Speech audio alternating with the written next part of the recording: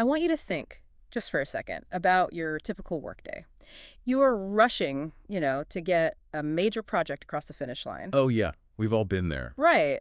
Or maybe you're just staring down an inbox that is hopelessly overflowing. It's the worst feeling. Exactly. So to cope, you find a new productivity app. Maybe it's a sleek new AI tool that promises to draft your emails for you or summarize those massive Google Drive documents. Or grade a stack of student papers. Yeah, anything to save time. So you click that big button that says sign in with Google, and a little window pops up asking for permission to access your account. And we all know what happens next. Right. What do? You click allow. I mean, you don't even really read the fine print. It's just muscle memory at this point. Totally. You click allow, the app works, and you move on with your day, never giving it a second thought. It is honestly the ultimate modern reflex.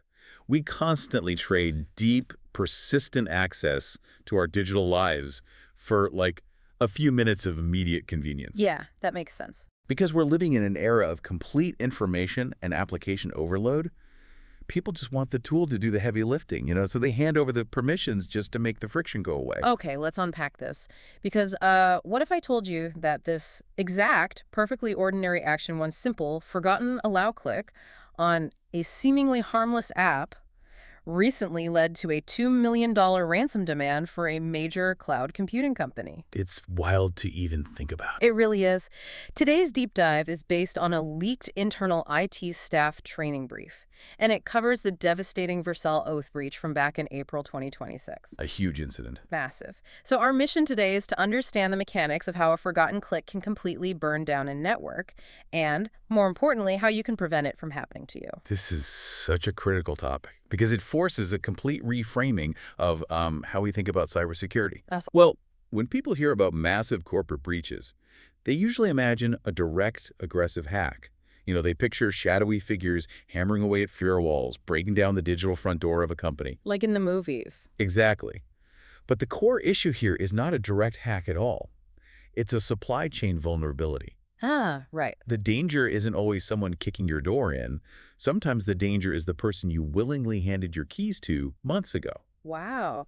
So let's look at the actual anatomy of this breach. We are talking about Vercel, a massive cloud computing platform. Huge footprint in the industry. Right. They have highly sophisticated security teams, massive budgets, robust perimeter defenses, everything you'd expect. But in April 2026, they got hit incredibly hard. And the crazy part is the attackers didn't actually compromise Vercel's systems directly to get in. No, they bypassed that entire perimeter. Okay, how? Well, the attackers, a notorious group operating under the name Shiny Hunters, they targeted a much smaller third-party AI vendor called Context.ai. Okay, Context.ai. Yeah, Context.ai builds workplace AI agents to help employees manage their workflows. And at some point in the past, a single Vercel employee had decided to test out Context.ai. Oh, I see where this is going. Right. They connected it to their Vercel-issued Google Workspace account.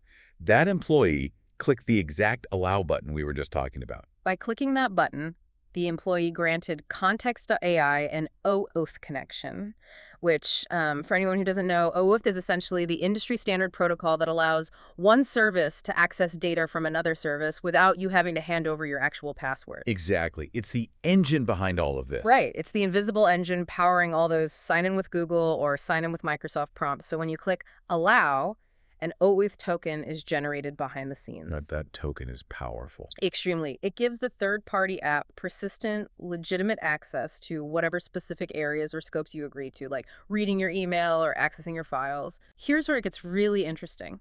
This is like hiring a dog walker, giving them a copy of your house key, and then the dog walker gets mugged on the street. Oh, that's a perfect way to put it. Right. The thief doesn't need to learn how to pick your lock. They don't need to break a window or scale a fence. They just walk right up to your front door and use the perfectly cut key you willingly handed out.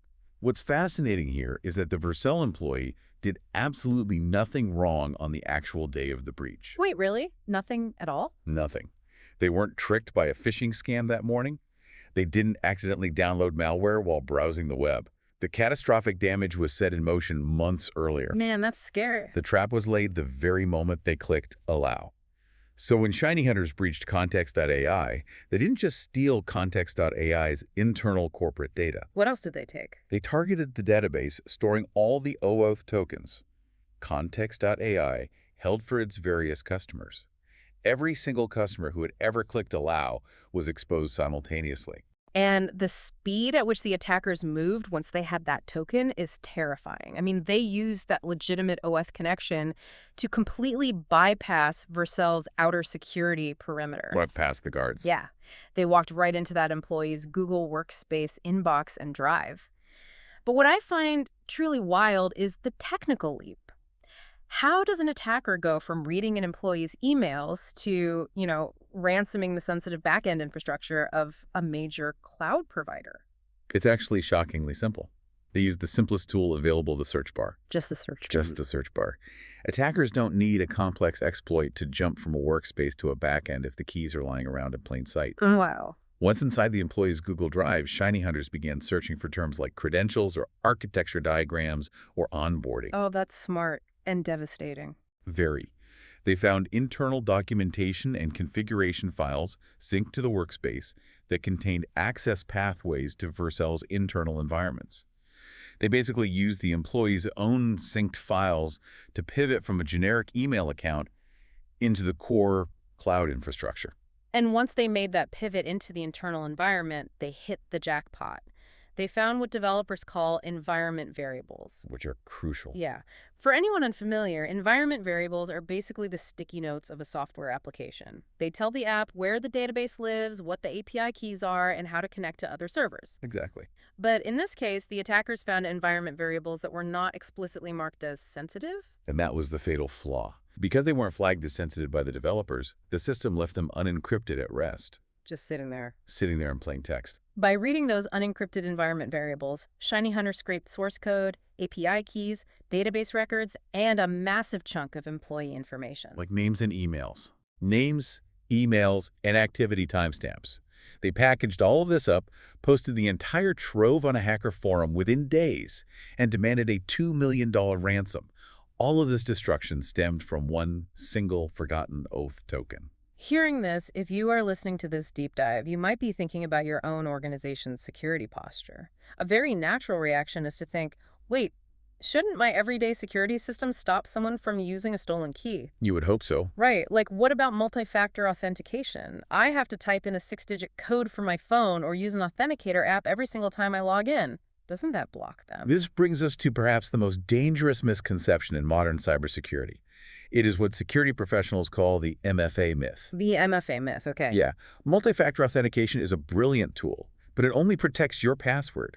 It proves that the human typing the password on a keyboard is actually you. Okay, that makes sense. However, once you grant an app OAuth permission, that application no longer authenticates with a password. It authenticates with the token. Which means the token completely bypasses MFA altogether. Entirely. MFA does not protect the app, and it does not protect the token. Wow. The token is essentially a pre-authorized diplomatic pouch. The Google or Microsoft system looks at the token, recognizes that you, the authorized user, already gave it permission months ago, and waves the app right through the checkpoint. So no prompt at all. Right. It never prompts for a text message code because the authorization event already happened in the past. Let me push back on this logically, just thinking about how a normal person handles a security panic. Let's say I realize something is weird with my account, or I read a news article that Context.ai got hacked. Sure. Can I just quickly scramble my Google password? Doesn't changing my password immediately lock out anyone trying to access my stuff? It is a completely logical assumption, but it fails in practice. Rotating your user password does not revoke a third-party app's OAuth token. Wait, really? Really, they are two entirely separate security mechanisms.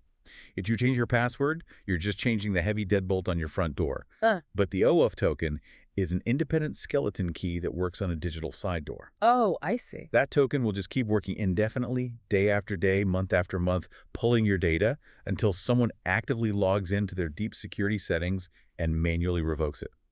Assuming MFA or a quick password reset saves you from every threat is a massive blind spot that attackers rely on. We also have to address the illusion of professionalism. I mean, Context.ai wasn't some shady pixelated website hosted on the dark web. Yo, not at all. They were real venture capital funded, professional company building workplace AI agents. Yeah. A polished user interface is not a valid security control. People naturally let their guard down when a website looks clean, Yeah. when a company has a modern logo or when an app has glowing reviews. Well, I'll do it. Exactly. But none of that stopped Context.ai from becoming the breach vector. Attackers always look for the path of least resistance. And what does that path look like usually? Often, that path is a fast-moving, shiny startup that focuses entirely on shipping new AI features, but hasn't spent the time or money to harden its own internal infrastructure against a group like shiny hunters. Let's shift gears and bring this concept closer to home. We have been analyzing Vercel, a Silicon Valley giant. But the IT training brief makes a very clear point that smaller institutions are actually even bigger targets for this exact type of supply chain attack. Yes, very much so. Particularly K-12 schools. The logic driving attackers toward K-12 networks is brutal. Vercel has a massive dedicated security team monitoring their environments around the clock, and they still got breached. True. A typical K-12 school district operates in a different reality. They might have one overworked IT director trying to manage thousands of student Chromebooks. Yeah, they are stretched so thin. They certainly do not have the personnel to run a scheduled quarterly OAuth audit. Schools are incredibly soft targets because they lack the visibility to actively monitor the hundreds of free apps their teachers and students integrate into the network. But the motive seems different, right? An attacker in a school network isn't looking to steal proprietary cloud source code or hold a back-end server for a $2 million ransom. No, the real prize in a school setting is FERPA-protected student data. Family Educational Rights and Privacy Act data. Yes. This includes student grades, behavioral records, medical notes, and individualized education programs, or IEPs. Oh, that's highly sensitive. Very. This specific type of highly sensitive data is incredibly valuable on the dark web, primarily for identity theft, fraud, and increasingly direct extortion of the parents. Consider how this plays out in reality for a school. Imagine a teacher is completely overwhelmed with grading essays over the weekend. Happens all the time. They find a free AI grading assistant online. It looks incredibly helpful and very professional, so they click Allow to connect it to their school-issued Google Workspace so the AI can read the essays submitted in their Google Drive. Right, just a simple click. 6 months go by. Then that small AI vendor gets breached. The attackers use that stolen token to read the teacher's mail, and they quietly download entire shared Drive folders full of student grades and IEPs. It's a nightmare scenario. Suddenly, because of that one click half a year ago, the school is facing a catastrophic FERPA incident. They have to mail out parent notification letters, deal with the local news, and undergo a massive state audit. So what does this all mean? It's a disaster. It's like a school district installing a heavy, state-of-the-art steel front door, putting security guards at the main entrance, but then leaving a digital side door propped wide open all night long just so a helpful robot can come in and carry some boxes for the staff. If we connect this to the bigger picture, modern attackers are deeply aware of this specific psychological dynamic. How so? They know professionals are fatigued and just want AI to handle the tedious tasks. Attackers now specifically design their phishing campaigns around these OAuth flows. Really? Like, explicitly for that? Yes. You might receive an email that never asks for your password. Instead, it presents a very innocuous button saying, please click Allow, so the AI meeting assistant can summarize these documents for our call. Wow. It feels incredibly low stakes to the user, but it grants the attacker total, persistent control over the account. That is terrifying because it bypasses our natural alarm bells. So since we understand how severe the threat is, we need to talk about how to spot the footprint of an attacker who is already inside. They leave a trace. They can't be completely invisible. If I'm looking at my own account or my organization's network, what are the actual signs that a rogue token is pulling data? The footprint usually starts in the Google Admin Console, specifically under the Security and API Control sections. Okay. The most glaring indicator is spotting unrecognized applications holding active access. If an AI, productivity, or assistant tool is listed there, and the IT team never formally vetted or approved it, that is a massive vulnerability. Just sitting there in the list. Yeah.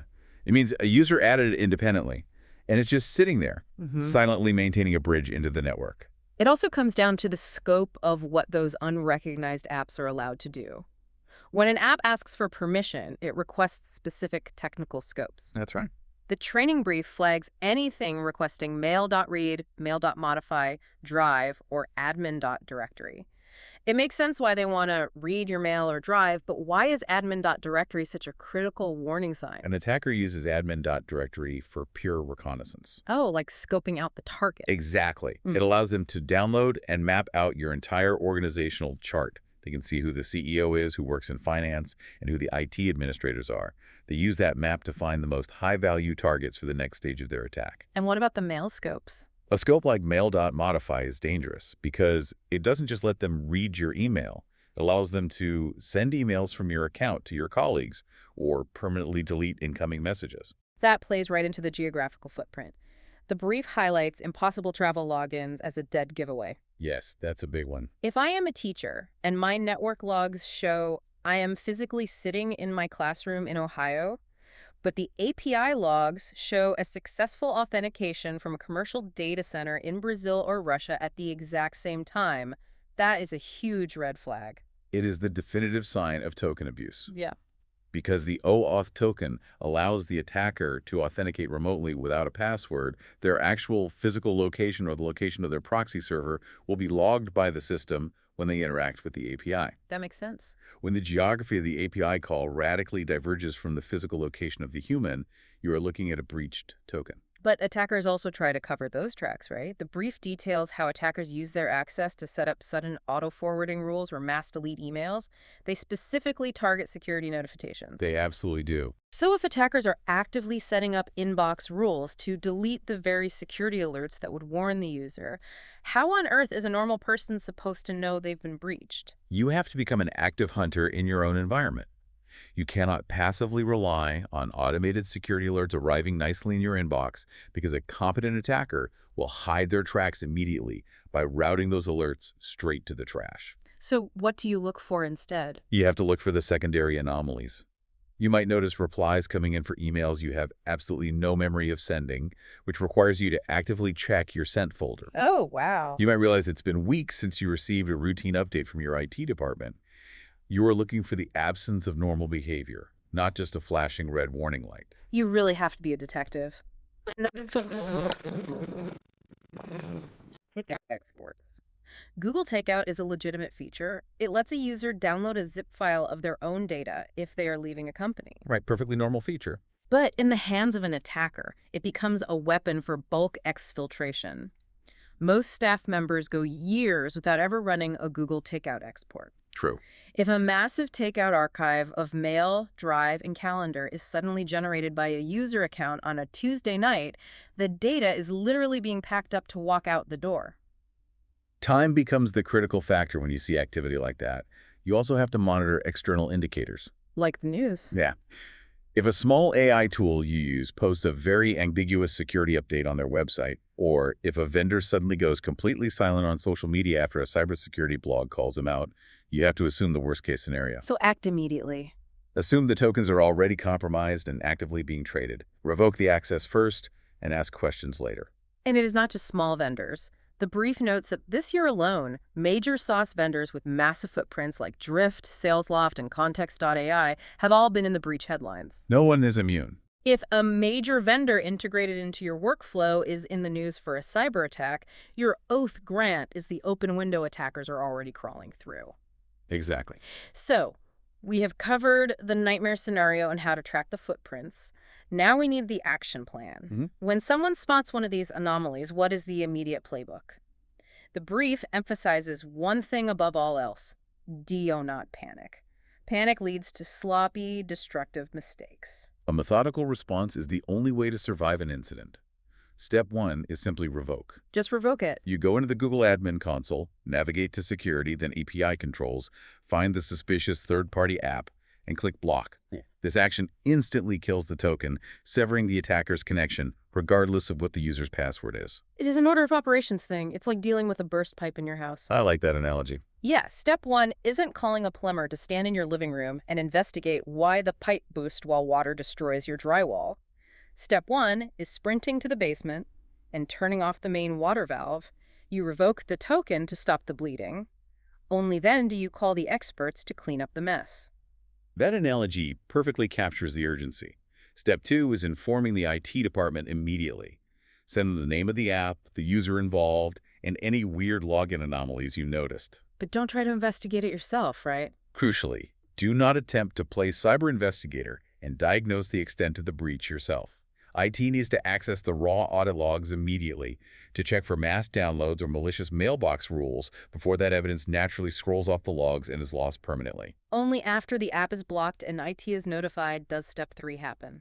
The compromised user needs to reset their password, sign out of all active sessions across all devices, and re-enroll their multi-factor authentication. And then the real work starts for IT. Yeah, then the IT team has the difficult job of reviewing the last 30 days of drive, mail, and admin audit logs to determine exactly what data was exfiltrated. The brief also highlights critical mistakes to avoid during an incident. The most common error is waiting to see if the breached vendor will send an official update. Oh, people definitely wait. They do, but by the time a compromised vendor brings in outside counsel, drafts a legal notice, approves it, and emails it to their customers, attackers have usually been running wild with those stolen tokens for weeks. That's way too long. You revoke first, and you read the legal email whenever it eventually arrives. Another massive mistake is blindly approving new AI tools without a formal IT review, regardless of how polished the website looks. But the ultimate preventative measure the brief suggests is the quarterly OAuth audit. It's so important. Reviewing your organization's app access list every 90 days is literally the cheapest and most effective detection control you can deploy. The Shiny Hunter's attackers reportedly had access to Vercel for months before the alarm bells went off. Yeah, months. A simple routine 90-day review catches that unauthorized access before it metastasizes into a $2 million ransom. This raises an important question for everyone listening to this right now. When was the last time you audited your own connected apps? Have you ever checked? I bet most haven't. Because it is almost guaranteed there are applications sitting in your account settings right now that you granted access to years ago and have completely forgotten about. It is basic digital hygiene. We accumulate these permissions over time like old boxes cluttering up a garage. It's just piling up. But in the digital world, this clutter creates the exact entry point attackers are looking for. Let's bring this home. The core journey of our deep dive today is recognizing that every single third-party app you connect to your workspace is a door that someone else holds the key to. Well said. A single forgotten allow click from months ago bypasses your multi-factor authentication entirely. It allows attackers to pivot laterally through your internal systems, and it can cost a massive corporation millions of dollars, or expose deeply sensitive K-12 student data to the darkest corners of the internet. The overarching lesson here is that convenience always carries a security cost. Yeah. We have to stop treating these third-party AI integrations as harmless, magic add-ons and start treating them as direct extensions of our own attack surface. You have the power to take control of your digital perimeter today, right now. You do not have to wait for an IT department to do it for you. You can do it yourself. Go into your account settings and check your connected apps. If you aren't sure how to find that page, the full step-by-step guide is available in the IT Help Center, and we have linked it directly in the description of this deep dive. I want to leave you with one final thought to mull over. We have focused today entirely on malicious hackers exploiting these AI tools to steal data and demand ransoms. But consider how eagerly we grant broad read and write access to our entire digital lives, just to get an AI to draft a polite email or summarize a dense document. That's a good point. Even if the vendor is never breached, what are the broader privacy implications of permanently feeding our most sensitive, unencrypted internal thoughts to a third-party server? Who else is reading the data we so willingly hand over? That is a chilling thought to end on. Thank you so much for joining us on this deep dive. Until next time, stay curious and check those permissions.